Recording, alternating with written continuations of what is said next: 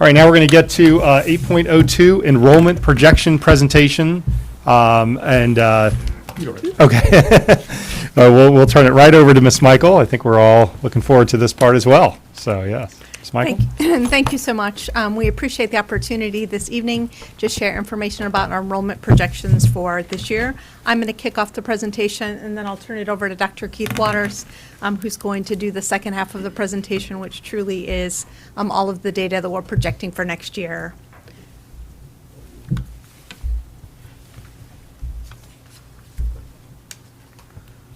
All right. So each year we develop enrollment projections as part of our annual process, and the data that we use the projections for is a variety of things, including our operating budget that we're developing for the following year. That includes staffing as well as per pupil allocations for things like materials and supplies.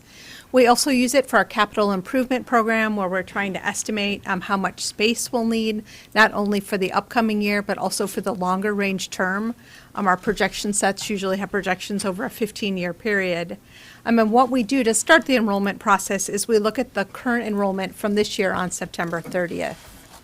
So this chart shows our enrollment by school. We have 6 prior years, so it starts on the left with FY19 and goes through FY24. This current year is shown on this chart as FY25, so you'll see the projection for this year and the column marked FY25 projection. And then right behind that is our enrollment as of September 30th. So that's our official enrollment counting that we report to the Virginia Department of Education. So when we look at this, if we look at the top line for Jessie Thackeray Preschool, you can see that we were projecting 67 students and we have 75. And there was a variance of 8 students, right? And some schools or programs are easier or harder to predict. So for example, Jessie Thackeray Preschool has students with special education needs. If we head to the next line, you can see the data for each school. And then if you look on the total line at the bottom, you can see overall we came in 5 students below what we projected. So for all of our schools, our projection was 2,719 students. We came in at 2,714. This chart is a bar chart that shows our enrollment for every year going all the way back to the 2000-2001 school year. That's the bar on the far left. Every color on this bar represents a different grade level, starting with pre-K, and they're stacked. So the orange color that's shown at the top are our students that are in 12th grade. So this kind of gives you a visual way to look at the makeup of our students across the grades over an extended period of time. Before we talk more about our enrollment as total, I wanted to talk about enrollment in a few specific programs. This chart provides students that are receiving English for Speakers of Other Languages services, and the chart is organized by 3 different distinct groups. At the top are the students that are receiving ESOL services, or English for Speakers of Other Languages services. The second section on this chart are students that are exiting the services.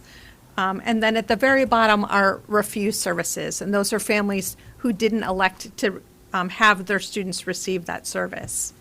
So if we focus on the top in terms of students receiving services, what you can see in the column 24-25, that's this school year, we currently have 185 students receiving English for Speakers of Other Languages services, and that's an increase of 45 students, or 32.1%. And as you can see from that line, that's the highest number of students that we've had, even when we go back pre-pandemic and we look at the 161 students that we had in 2018-2019. So when we look at a summary level at all of our different types of additional services that students see, included on this chart, first is economically disadvantaged. Those are all of our students that are eligible for either free or reduced price meals. And on that line, you can see, again, all the prior years. For 24-25, we're at 352 students. Again, that is the highest number that we've had in this entire period. And that's an increase of 44 students, or 14.3% from the prior year. And then on this chart, we also included that last column, which shows you what percentage of our total overall enrollment is within that category. On this chart, it's important to note that students can be duplicated, so a student could be in multiple categories on this chart. The next 2 lines are really looking at special education, students with disabilities, and students with a 504 plan. Both of those have also increased from last year. Students with disabilities is up 9%, or 32 students, and students with the 504 plan is up 26.5%, or 53 students. When we look at that increase, Rebecca Sharp had shared that that increase is greatest in our students that are in pre-K to 5. She's seeing increasing language and behavioral needs, and she shared that that's similar in terms of both the state and national trend for an increase in students being identified for special education services. And we talked about English for speakers of other languages briefly on the previous slide. And then you'll see that we have a decrease both in our students that are homeschooled, and we are down 1 student, from 34 to 33. And then on the bottom line, our tuition students, and that excludes students at Jessie Thackeray Preschool. So those would be tuition students at all of our other grades, and we're currently at 24, which is 1 student down from last year. So when we look at this current year, this is current year enrollment by grade. This chart is very similar to the school level chart that we looked at before, but it's broken down by every grade level. In FY19, the reason you see second grade in that orange color is because then second grade was at Oak Street. So that's why that's got that shade in it. But again, you'll see 6 years of prior year actuals, the projection for this current year, which is FY25, what our enrollment was for this year as of September 30th, and the variance. So if we look at Mount Daniel, for example, this year we were projecting to have 163 students at the kindergarten level, and we had 159, so 4 students fewer than we projected. So this chart really shows that breakdown by grade. So overall, while we had a variance of being just 5 students under projection, we did have some grades that were higher and lower than what we had projected at each of those levels. And all of this is important data that we use as we're developing the projections for the following year. We're always asked about how has our projection accuracy been over time. We're very excited that this year for FY25, we had the Stephen Fuller Institute, Dr. Waters, working with us in terms of the projections. So you can see that on the very bottom of this chart, we had our projected enrollment for this year of 2,719 students. We had 2,714, or 5 fewer than we projected, so we were at 99.8% of what we projected. That next 2 columns just show what was our growth as compared to the previous year. So we had 80 more students this year than we did the year before, which was an increase of 3%. And then the next slide that we provided just shows that information in a line graph. I'm just giving kind of over time on what has the trend been in terms of projections. So the Weldon Cooper Center at the University of Virginia does enrollment projections every single fall that the state uses in terms of allocating out sales tax. And historically, we had always received projection level data from the Weldon Cooper Center. If we could just pop the TV. Thank you. Thank you. So Weldon Cooper had always done our projections prior to last year, this current school year, when we engaged the Stephen Fuller Institute. And Weldon Cooper, when they do that projections, both for school divisions like Falls Church and the state, they're really looking at just 2 pieces of data. They look at birth data, they get them from the Virginia Center for Health Statistics, and they look at, of all the kids born, what percentage typically comes to school. So they use that to project kindergarten. And then what they do for all of the upper grades is they take the September 30th enrollment count, and they develop ratios called grade progression ratios that they use to project how many kids are going to be at the next school level. So just a little bit of information in terms of birth data that Weldon Cooper provided to us. And when you look overall, birth rates are continuing to decline in Virginia, and that really does impact the number of kids that come to kindergarten. Right, longer term, it can impact the number of kids that are moving all the way through the school division.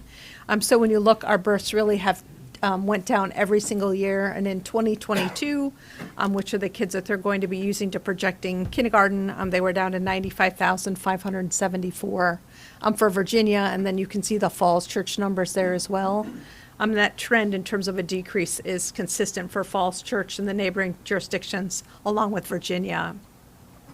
What they did say, notably, is that the number of kids that are coming to kindergarten in this current year has back to being in alignment with what they would have expected pre-pandemic, right? So one of the things that we talked about is we saw some real shifts in enrollment during the pandemic, and how does that data influence what we're projecting going forward? So that's an important thing to keep in mind.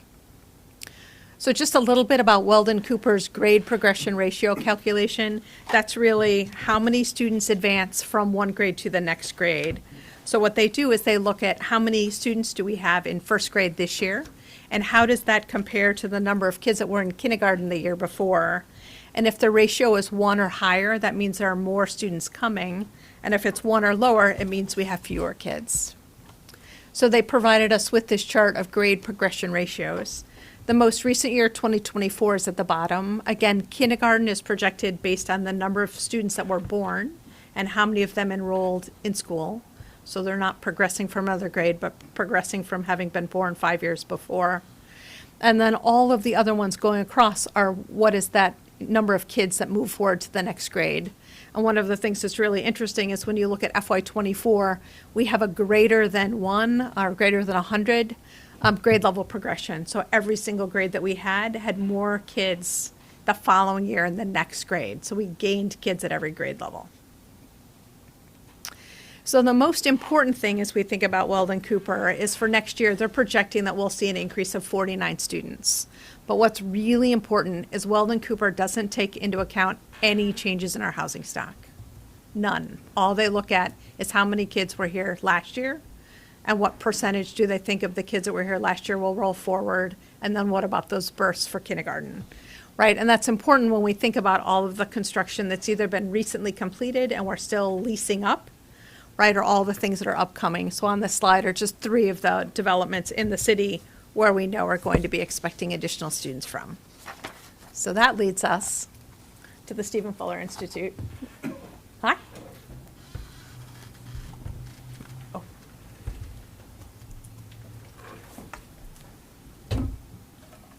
Oh. So I'm Keith Waters. I'm the Assistant Director of the Stephen Fuller Institute, and I'm happy to be back this year. We went through well, I'll give you a little background on myself, and then we'll go through the method. So the Stephen Fuller Institute does regional economic analysis. For the most part, we study demographics and housing and jobs, and all of these things kind of play a key role into our region's economy. And this, obviously then bleeds into questions like school forecasting, which is how we ended up working very closely with the school board, particularly Kristen.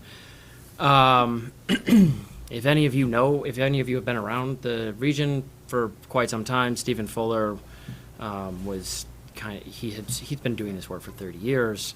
And so this is just a continuation of the work that he had been doing.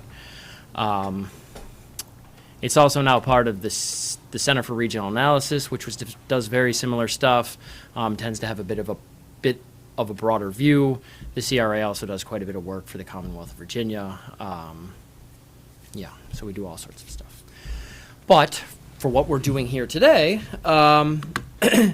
we came up with several methods, or we've analyzed this several ways, but the one that we're going to stick with for today is what we've been calling the development pipeline method. So effectively what we do is we take the existing housing stock and then we estimate the number of new houses moving forward, right? And so these are those developments that Kristen talked about, Broad in Washington, West Falls Church, the Alder, Founders Row 2. And then we apply vacancy rates to those number of housing units to get the estimated number of households. And then from there, we use data from Falls Church City Public Schools to use their generation rates. And so that is effectively, we take the number of kids coming out of each housing type and then apply it to these future developments, the entire existing housing stock. So the net new housing, just a couple key highlights. I don't need to dwell on this for too long. The one thing that I would like to point out is an error.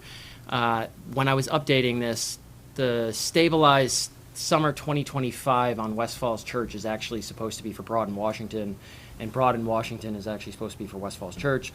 Broad in Washington was delivered in June of this year, and as of September 30th, it had a vacancy rate of 61.5%. This is kind of actually an important point. The more recent data, so 6 days ago when I last sent Kristen the slides, it had a vacancy rate of 60.3%. So what you can see is while this building was delivered in June, it is slowly filling up. And as that building slowly fills up, it is going to be people, but then also children. West Falls Church should be delivered sometime this month, according to some data that we have.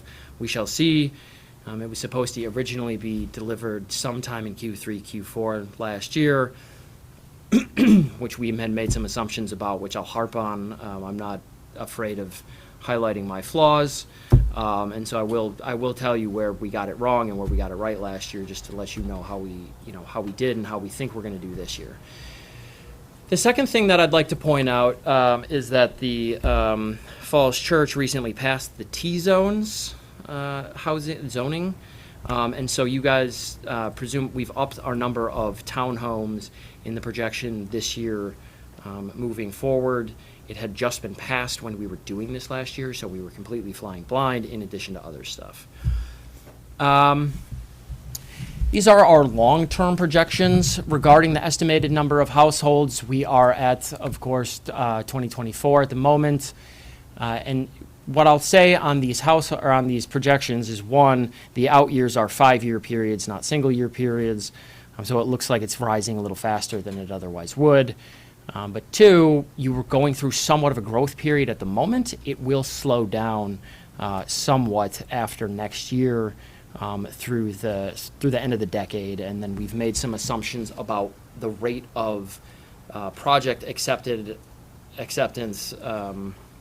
for these multifamilies moving forward in the out years, and then so basically then we can provide you longer term projections than Weldon Cooper would. So Weldon Cooper's you'll see actually stop. So then what we do is we apply the generation rates, the enrollment rates per housing type to these projected households, and what we've done pretty extensively is compared the data that the schools collect with the Census Bureau, and I will just say that what your school collects is dramatically better than what the census collects. I will not harp on it, but I enjoy working with Kristen and you all a lot because you have just excellent data. So we didn't use the census data, is the short version of this slide. And the second thing is that last bullet point, and this is, I'm going to spend a bit of time on this, is that pre-pandemic generation rates will result in higher school enrollment forecasts, and so that is a very important point that we will get to right now. So what you'll notice, these are generation rates by single family, condos, and townhomes. And if you look at, say, for example, 2019, train your eye on that condo and apartment generation rate. The generation rate was 0.306, so that is 3 children per 10 units. And what you'll notice after the pandemic is that fell pretty dramatically down to 0.225, down to 0.24, down to 0.22 in 2022, and then started to tick back up in 2023. And then it ticked back up again in 2024, which is where we are at right now. So this is September 30th, 2024. So this is effectively FY, but I just stick with September 30th. But the thing that I'll point out on this is that the generation rates are going back up. That plays a very large role in the school enrollment forecast that I've come up with, and this is not something that Weldon Cooper is also dealing with. And for me, this is one of the biggest things that you all need to keep your eyes on. And so what we've done then is we've said, okay, well, what were the enrollment rates effectively like immediately pre-COVID, and let's make 2 sets of projections. Let's come up with sort of a most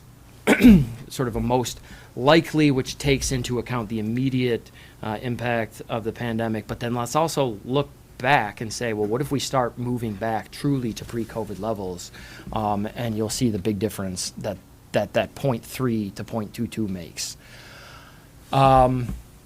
Before we get to that, that generation rate shows up the more you stare at these data, which I have for quite some time.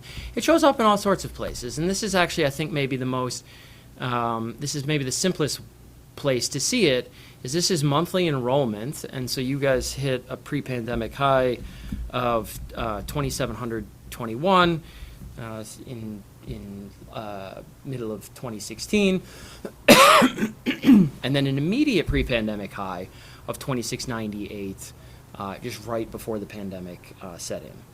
And then this plummeted to 2,490, right? And so this is through a number of factors. Kids may have started doing homeschooling. Kids may have switched to private schools. Kids may have left the area. They might have moved out of their apartments. But nonetheless, about 200 kids left Falls Church City Public Schools basically over the wake of the pandemic.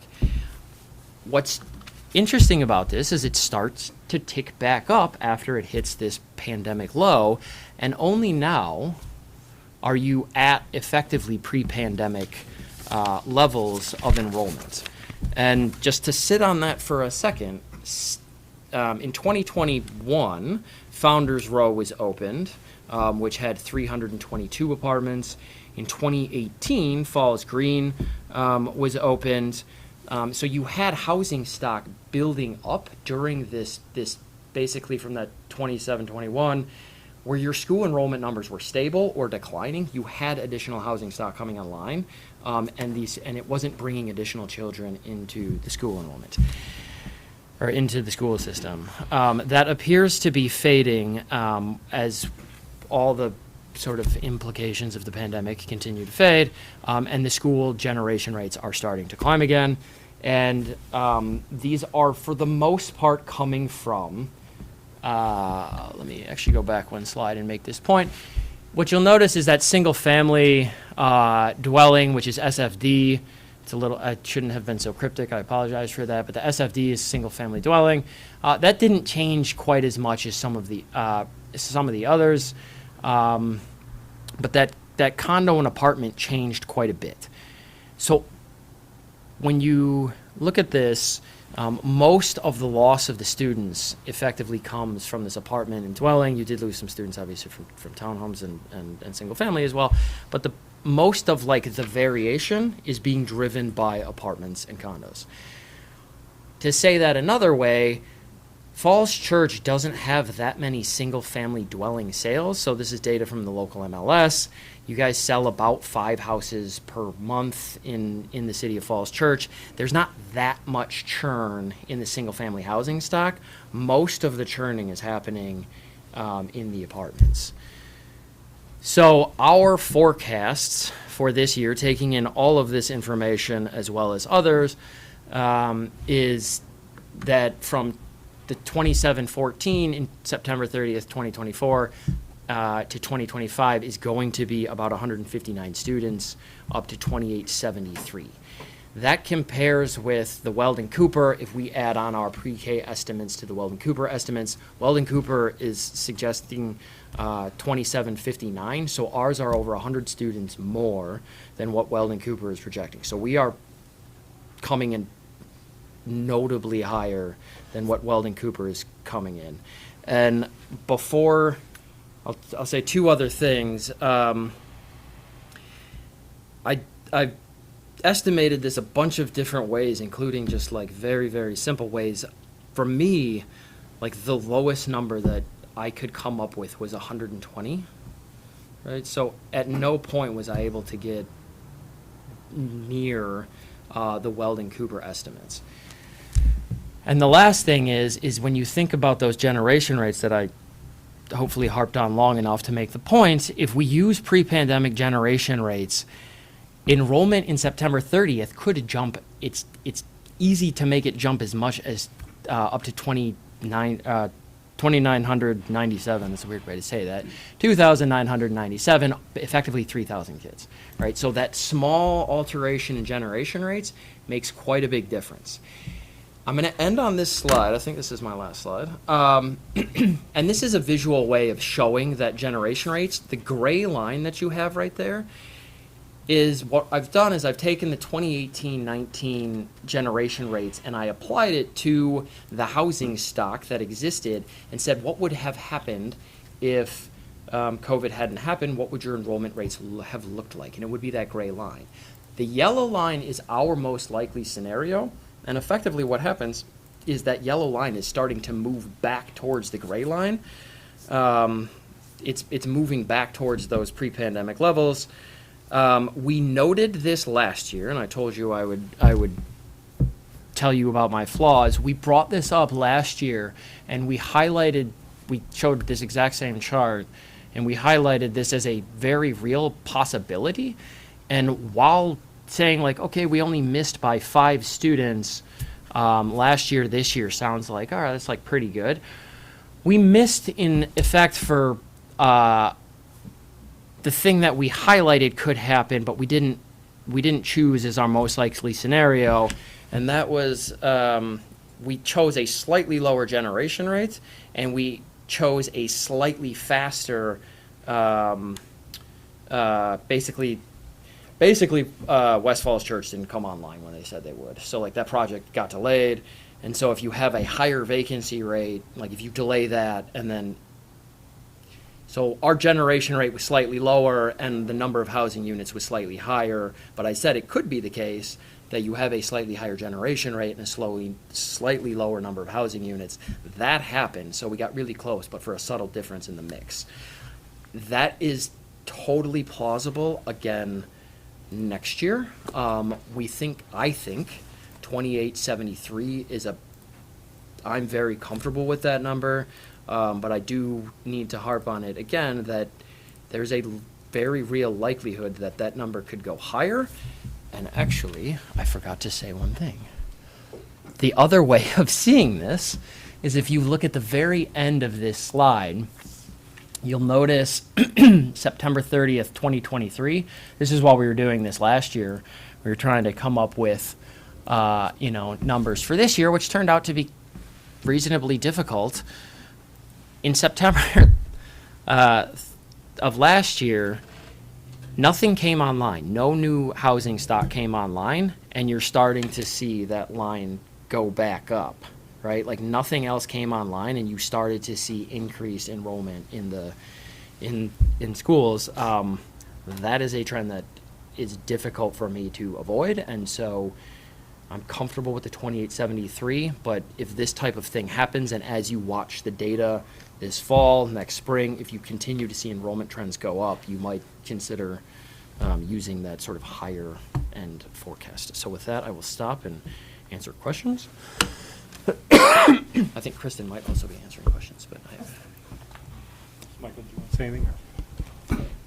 No, I think just to end with that point, right, the point that Dr. Waters was making is when we look at last year, from September through March, we saw an increase in enrollment, right? So during that time period, the number of students are still going up, right? So while we were super close in terms of the overall projection last year, right, we were close with a huge delay in the housing that we were expecting to come online. So instead, we returned to a higher generation ratio.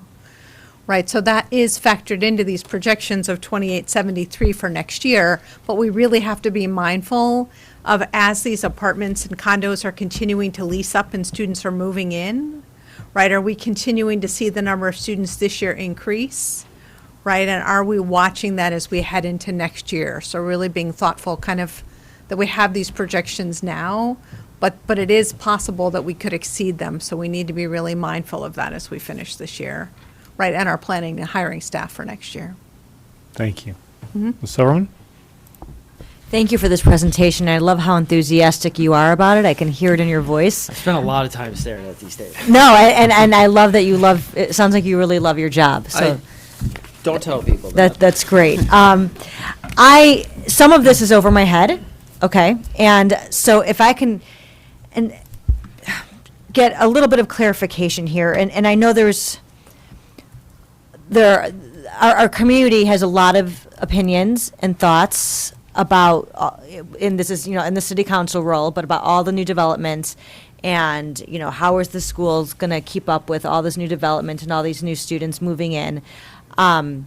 And I know there's also been an argument that, and something that I've heard from, I don't know if it's from you, I don't know if it's from Dr. Noonan or from others, possibly Ms. Michael, that a lot of the increase in student numbers is more from turnover on the single-family homes, whether it's strictly turning over, old people moving out and a younger family moving in, or tearing down an older property and building a 6-bedroom household.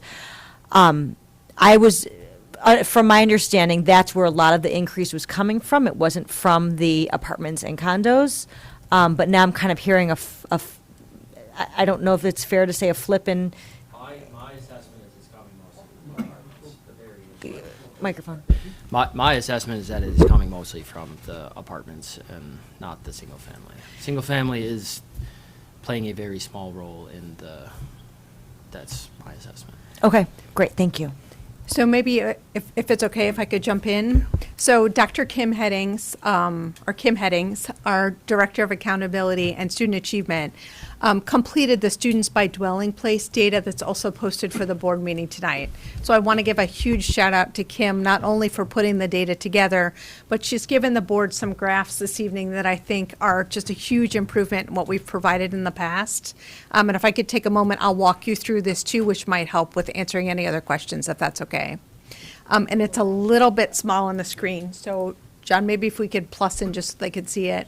So this chart that you're seeing right now on this page is definitely what you've seen before. Kim was super helpful in providing this data to all of us. So, both of us truly appreciate getting this data from Kim. You have a treasure in Kim. We do. I've not talked to Kim, but Absolutely. So when you look at this chart, what this shows is on the top, the first thing we're looking at on this page is the category mid-rise condos. The top line that we're looking at is Park Towers. So what the column on the left shows you is that we have 97 units. And then what it shows is how many students came out of that unit for the various year periods that are posted on the top. And the things that are highlighted in green are an increase from the year before. And the things that are highlighted in red are a decrease from the year before. So if we just look at Park Towers, because that's the top line on this chart, this current school year, there are 20 students that are enrolled from Park Towers. And as you can see, that's an increase from the prior year, but if you look back, that's absolutely the highest number of students that we've had from that specific building in this entire time period. So this goes through by each of those categories and lets you see where do we see the number of students going up or down. So for example, in that next section, mid-rise apartments, when we look at Falls Green that has 576 units, you can see that this year we have 86 students enrolled in there. That's red because it's a decrease from the 99 the year before. And that also shows you that that 86 number isn't the lowest in this chart, but it is lower than many of the years on that chart. Right, so if we flip to the next page, and I'm going to go one more page. So if you'll go to page 3, there we go. Oops, one more down. Thank you. Following up on the question from Ms. Silverman looking at this, you can see the total number of students, because I'm now near the summary of this chart, coming from multifamily units. You see 1,025 students there. Beneath that, you'll see the number of students that are coming from single-family detached. Right, and the total overall number of students are here as well. So that provides that data. If we could jump to the next page, John. This is going to break it down a little bit more. Whoops. Okay. So what this chart shows here these are the actual generation ratios. So what Dr. Waters was talking about in terms of how many students are being generated per unit. So again, if we look at the top line, Park Towers, which is what I highlighted on the first page, you can see, just as I said, that was the highest number of students coming from that building, but it shows that generation ratio being 0.206 on this line. So it lets you see that for the mid-rise condo category, right, that generation rate and that subtotal line is 0.218. Right, so this really kind of helps you see, looking at this page, that the generation rate from those mid-rise condos is 0.218, but if you look farther down to low-rise apartments, closer to the bottom of this page, you can see that that generation rate is 0.401, right, which is substantially higher than the 0.218. that makes sense. And then if we roll to the next page, and we'll go one more page, and it's going to show us the generation rate there for single-family homes is at 0.7. Right, so that really gives you how many students per unit or home we're seeing, right? So to provide us with even more data, the next page has a bar chart that Kim prepared. When you look at this bar chart, what it does is this is a stacked bar, so it shows students by housing type. The bottom bar, the blue, is single-family detached homes. So that's how many kids are coming from single-family detached homes. So to follow up on Dr. Waters' point that he just made to Ms. Silverman, you can look at the number of kids coming from single-family detached homes, over the last, since 2018 to current, is really kind of pretty consistent going across there in terms of that overall number. But you see more variation in the next categories, which are green is older condos and apartments. The purple is townhouses and varied, which varied includes some townhouses and apartments that are grouped. And then the orange color is coming from the newer mixed use. So then to help us drill down even farther, the next couple pages have different types of charts.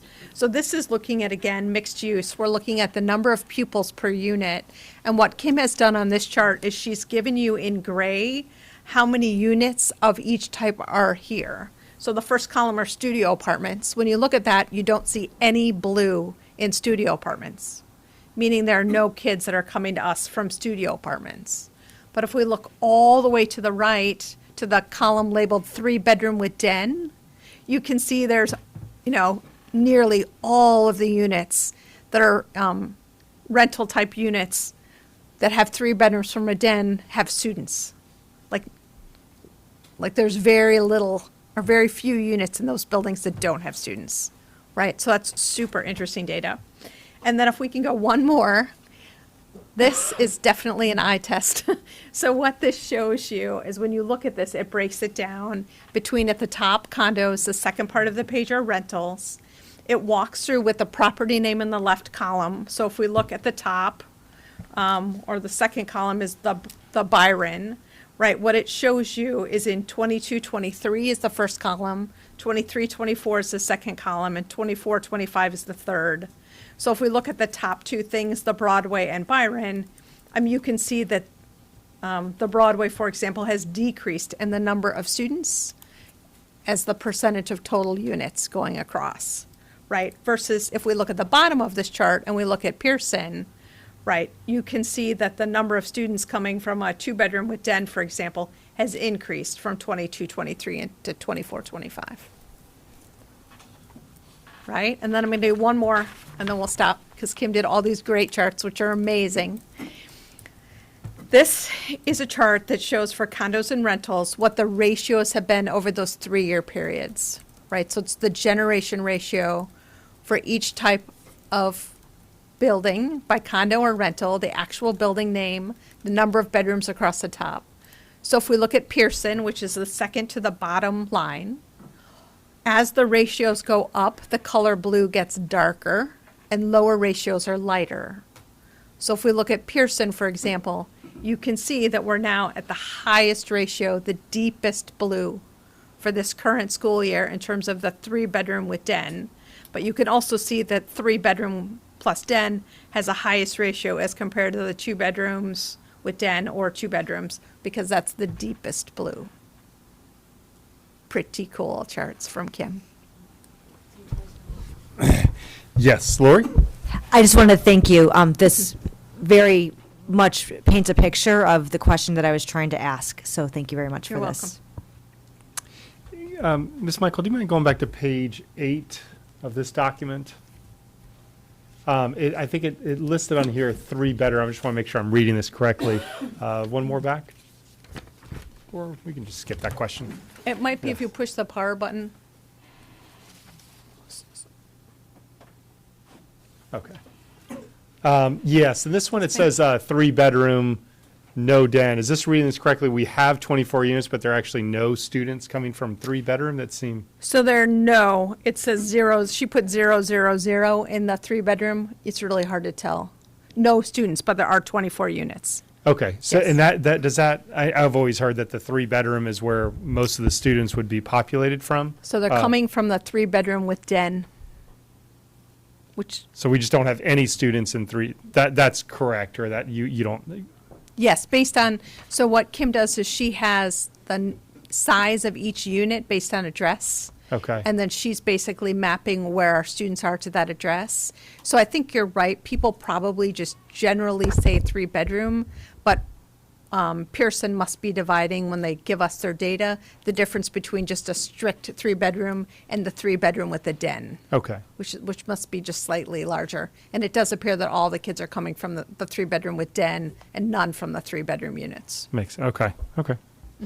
Other questions, observations? Bethany? I'm curious, Dr. Waters, in that enrollment growth chart we had up a number of times, there was a huge leap in 2016 as well, it looked like, and I'm curious if you have the data as to what that was about.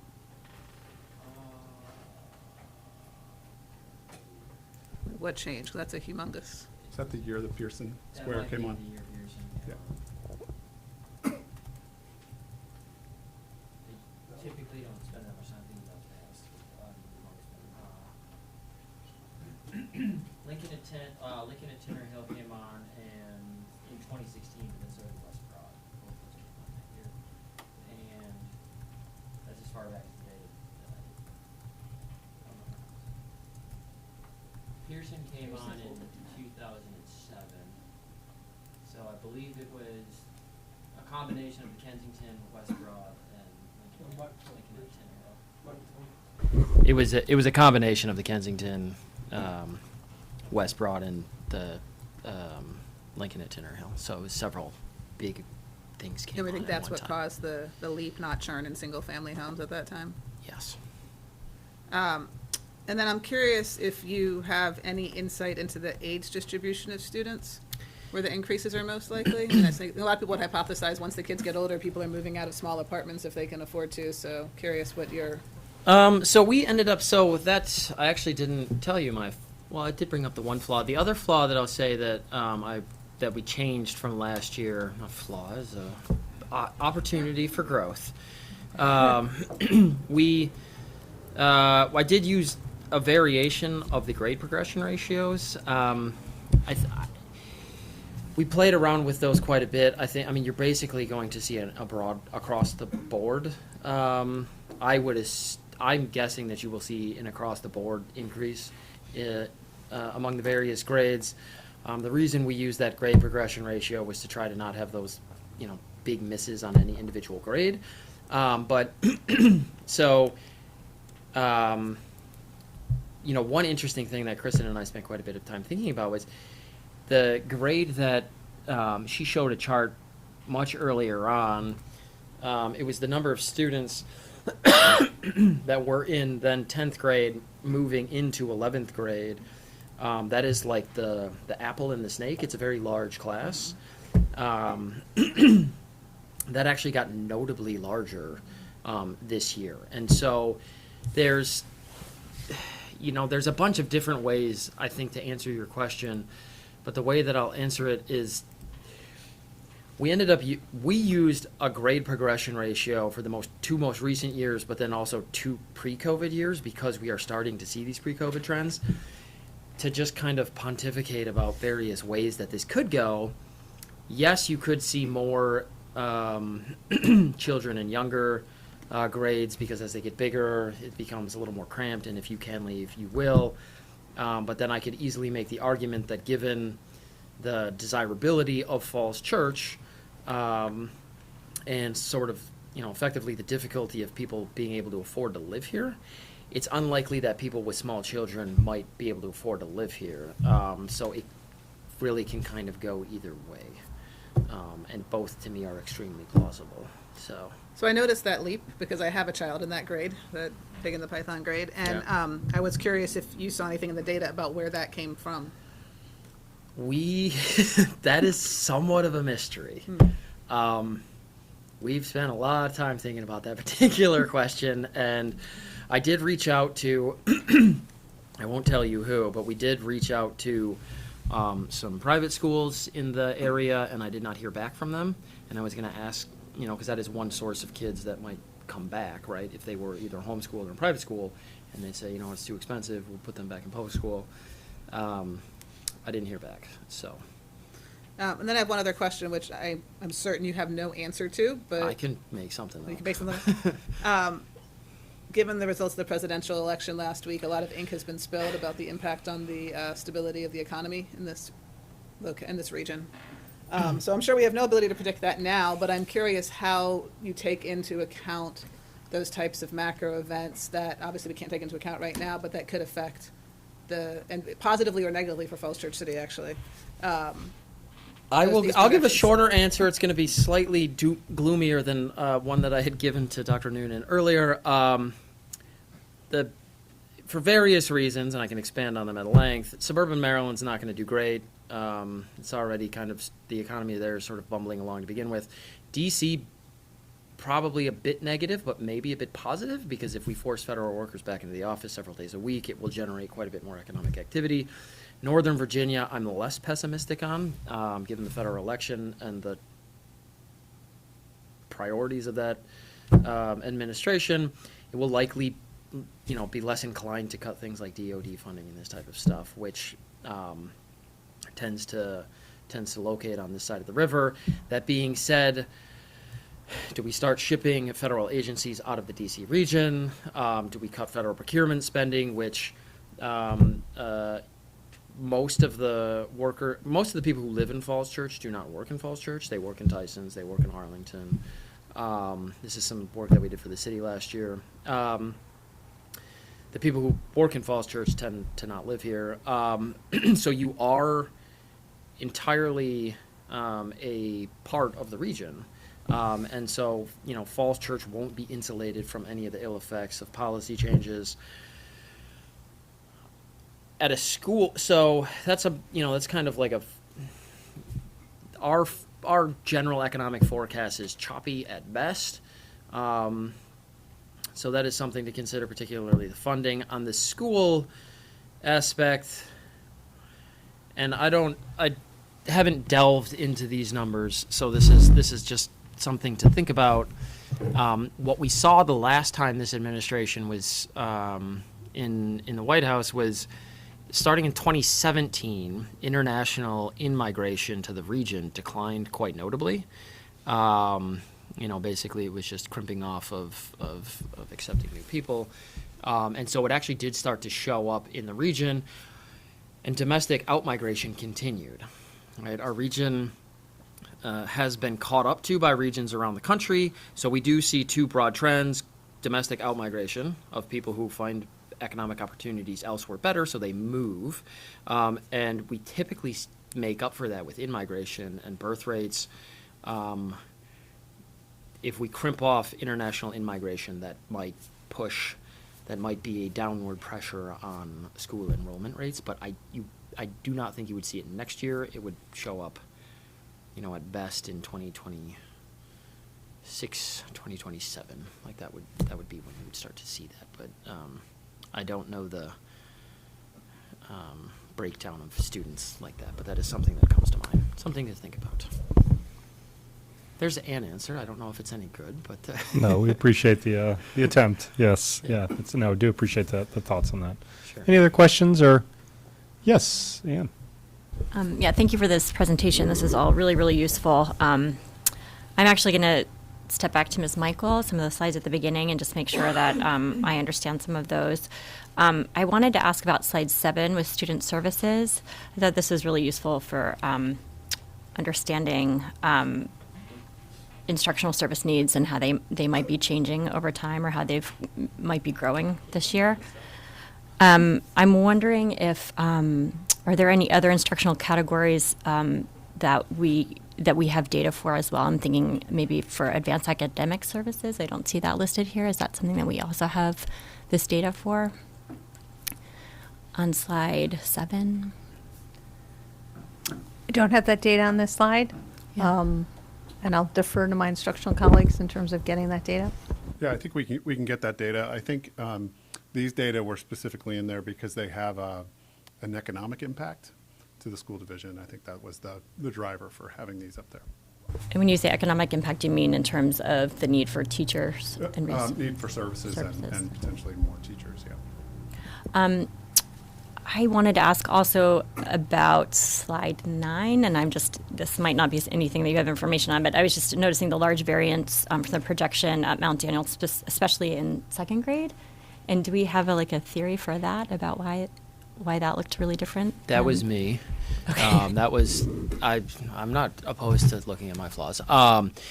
Last year, I did not use the grade progression ratios. I used, they're generally pretty stable, the distribution of children across grades. So I used a different method, and I missed. And I've changed my method because of that particular miss. So. And I think just one other question. I think it maybe last year we saw enrollment predictions side by side with each school's capacity. I don't know if that's something that is, I was looking for it. I think it was in 2023, right? Yes, Do you and it have will that be there? in the CIP. One of the things that we include in the CIP is the enrollment projections and the capacity, so you'll see that in December. Okay, great. Thank you Yeah. very much. Thank you. Any other questions? Yeah, Kathy? Okay. Yep. Sorry. Yep. I actually don't have a question. I just had a comment. Thank you so much for this presentation. I always look forward to it. It's so helpful. And I wanted to just ask Ms. Michael if you could just give an extra huge thank you to Kim Headings. This is so much easier to digest all this information. It's really helpful information. And so just Kristen big and thank Kim you. are literally national treasures. So. we're very lucky. Yes. Thank you.